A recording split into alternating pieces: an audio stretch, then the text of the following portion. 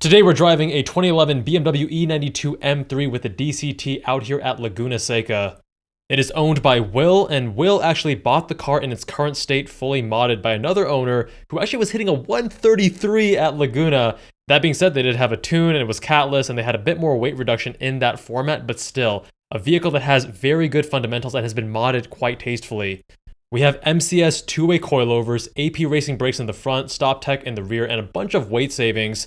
The prior owner had it down to around 3,100 pounds, and the current setup that Will has is closer to 3,200 pounds, which is still about 300 pounds lighter than stock.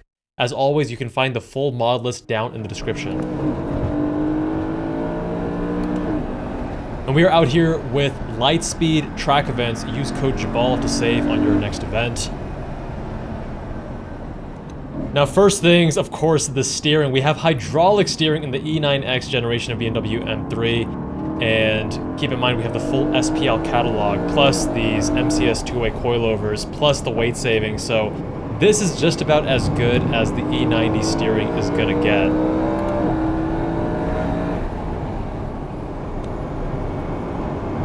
Now, that being said, as I'm driving the car, I do feel a bit timid, and I'm not sure why. I can't quite articulate why. I mean, the car feels so good. It's so planted. The suspension, the steering is not totally feelsome, but it's a lot better than other E9Xs that I've driven.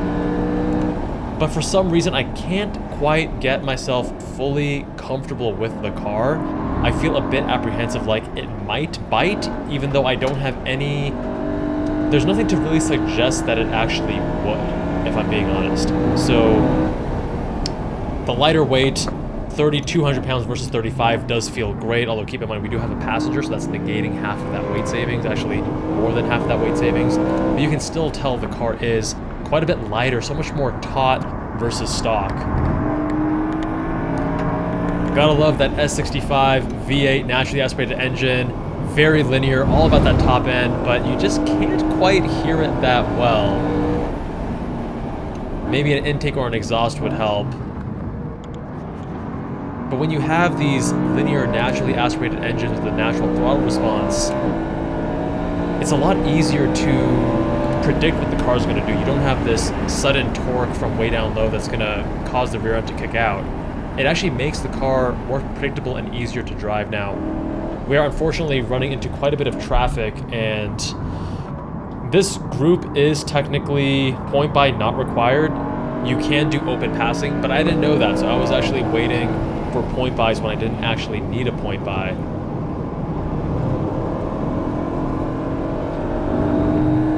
And we are just so under the limit on this car.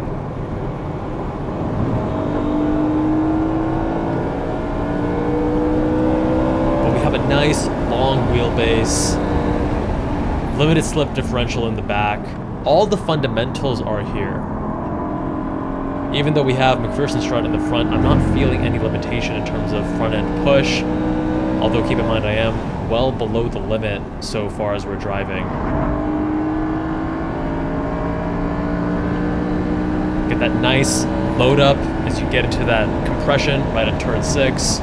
Feels great through the wheel. This OMP steering wheel as well, because it's smaller, more rigid than the stock one, you actually increase the steering feedback as a result too.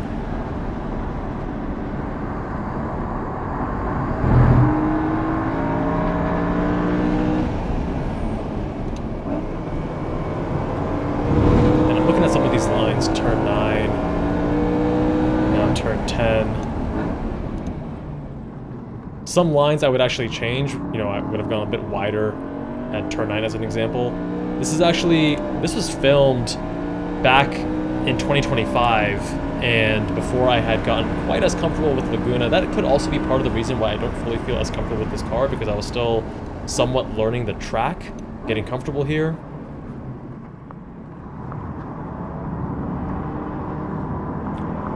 But it looks like we can't really put a solid lap time down because we have quite a bit of traffic on all these sessions. This is high intermediate.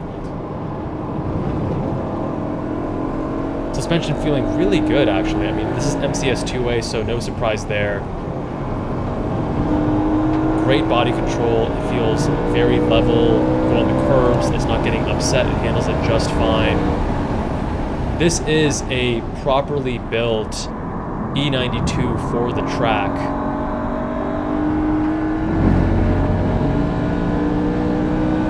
The brakes are also feeling fantastic. Those AP Racing brakes in the front.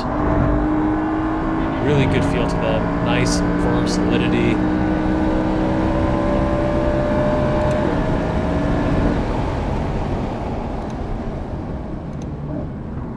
The funny thing is I actually have hit a faster time in my nearly bone stock ND3 Miata.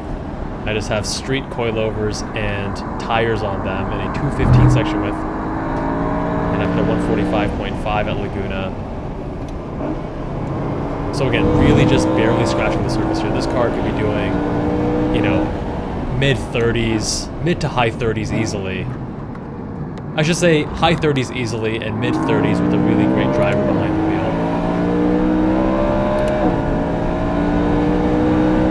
Having a bit of correction there, we had to tighten the exit, but it's very easy and progressive.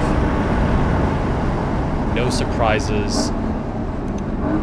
I think my timidness is, again, not necessary and doesn't speak to the car's approachability or communication. We have a proper bucket here, we have better steering. The car actually communicates enough. Hitting the rev limiter there, briefly.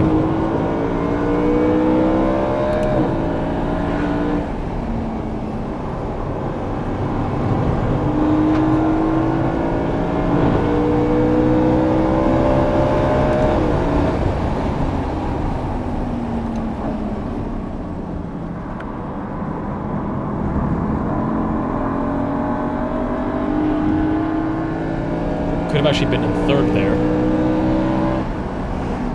Given the steering wheel position, can't really even see what our revs are at on the tachometer. Same with the speed. And again, playing it safe here, so not overtaking, although in hindsight I probably should have. If we had a clean lap, we would have at least been in the low 40s.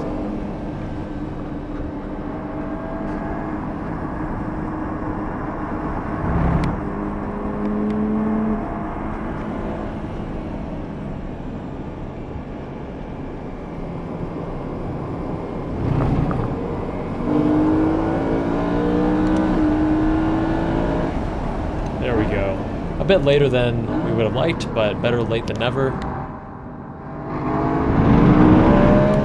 There we go. Now starting to push it a little bit more, having some rotation before the apex, with some trail braking.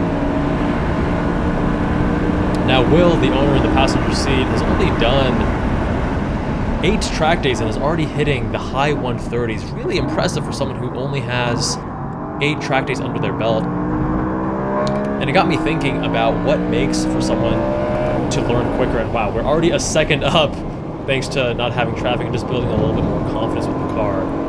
But I think because Will, I believe it was either surfing or snowboarding, I forget, but something that was related to balance. And I think that if you have experience with sports that hone and improve your sense of balance, which is your vestibular system in your inner ear, right? We talk about feeling it through the seat of our pants when we're driving a car, but it's actually your vestibular system in your ear. That helps you understand your relative position, G-force, etc., balance. That translates quite well to feeling the car oversteer, understeer, and approaching the limit. And I think that's why Will, at only a handful of track days, is already well above the average of someone who has only 8 track days.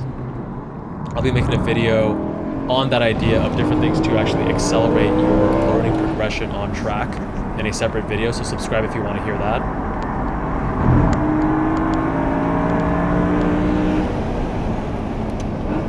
Ooh, could have carried a lot more speed through the exit, got on the throttle earlier. Turn 9. Turn 10, one of my favorite corners, use that compression. Really could have gotten closer to the apex though.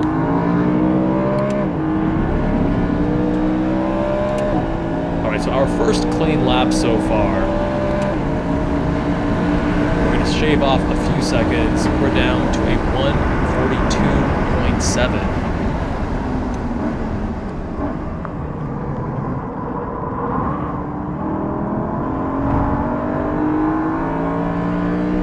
go. Getting a little bit more slip angle.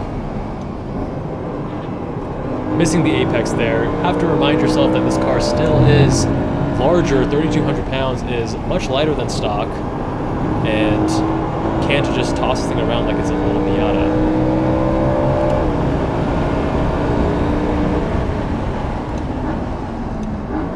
We're now 1 second up from the prior lap, so slowly chipping away, building comfort in the car.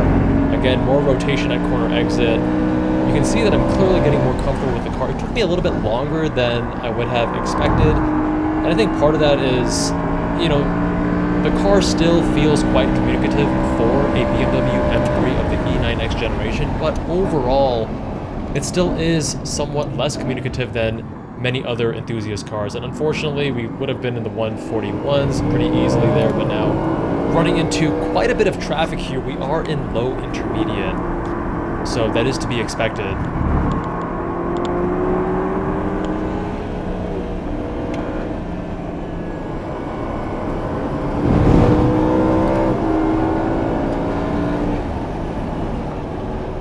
Better line there on turn 10, but was not even carrying speed, so it doesn't really matter.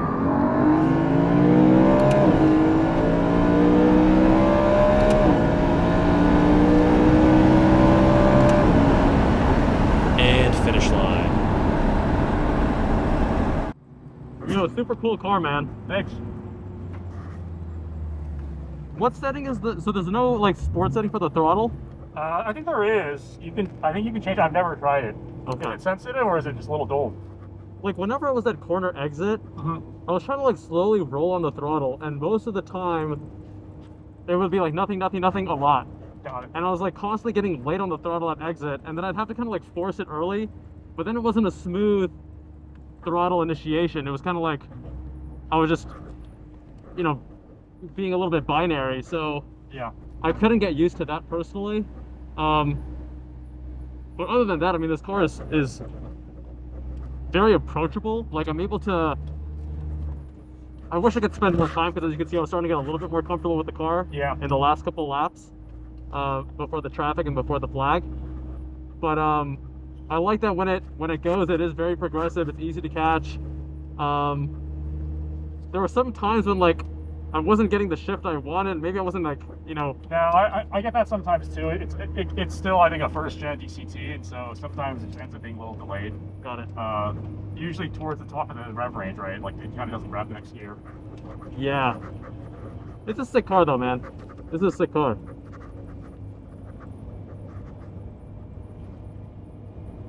I think in yellow, you're probably able to do some laps without actually running into as much traffic, right? Yeah. Oh, that happened just now?